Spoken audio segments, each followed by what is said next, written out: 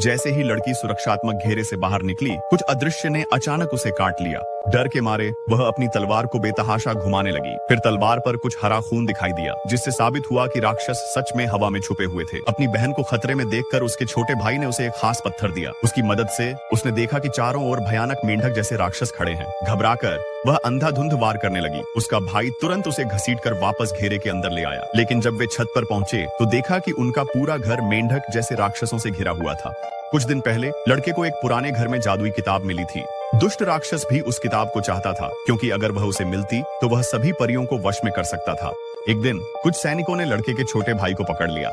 जब लड़का अपने भाई को ढूंढने आया, उसने देखा कि राक्षस बच्चे को बड़े बर्तन में फेंकने की तैयारी कर रहे हैं। पास में एक जंगली सुअर जैसा राक्षस भी कैद था। उसने कहा, अगर तुम मुझे आजाद करोगे तो मैं मदद करूंगा। लेकिन जैसे ही उसे छोड़ा गया, उसने लड़के के चेहरे पर थूक दिया। शुरू में तो लड़का बहुत गुस्से में था, लेकिन फिर उसे एहसास हुआ कि उस थूक में जादुई शक्ति है, जिससे वह बिना किसी औजार के राक्षसों को देख सकता है। उसी समय सुअर जैसा राक्षस एक तितली को देखकर भाग गया। इसी बीच राक्षसों के मुखिया को एहसास हुआ कि उन्होंने गलत बच्चे को पकड़ लिया है। असल में वह उस लड़के को चाहता था जिसके पास किताब थी। अफरा तफरी का फायदा उठाकर लड़के ने अपने भाई को आजाद कर दिया। भागते समय छोटे भाई की टांग किसी ने पकड़ ली, लेकिन लड़के ने उसे बचा लिया।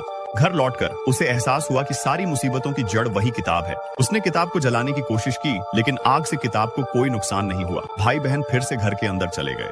तभी लड़के को याद आया कि उनकी दादी को शायद किताब के बारे में कुछ पता हो, लेकिन वह कई मील दूर रहती थी। सौभाग्य से घर में रहने वाले एक छोटे जादुई जीव ने उन्हें एक गुप्त रास्ता दिखाया। भाई बहन उस रास्ते से निकल पड़े, लेकिन मेंढक राक्षसों को उनकी योजना पता चल गया। उन्होंने पीछा करने को एक राक्षस छोड़ दिया। राक्षस ने छोटे भाई को पकड़ा, लेकिन उसने पूरी ताकत से पाइप उसकी आंख में घुसेड़ दी और किसी तरह बच निकला। आखिर वे दादी के पास पहुंचे।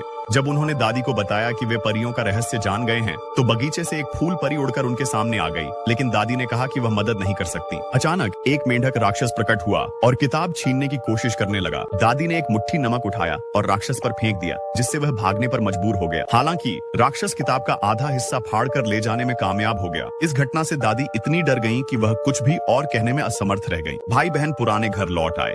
वहाँ सुअर जैसा राक्षस फिर से बुरी खबर लेकर आ गया। अब राक्षस के पास किताब का वह आधा हिस्सा था जिसमें सुरक्षा घेरे को तोड़ने के निर्देश थे। इसी वजह से मेंढक जैसे राक्षस बाहर से गायब हो गए थे, क्योंकि राक्षस पूर्णिमा की रात सुरक्षा घेरा तोड़ने की तैयारी कर रहा था। सुअर जैसा राक्षस ने फिर से थूका, इस बार दोनों भाई बहन पर। अब वे परियों और राक्षसों को साफ देख सकते थे, जो रात की भयानक लड़ाई का सामना करने को तैयार थे।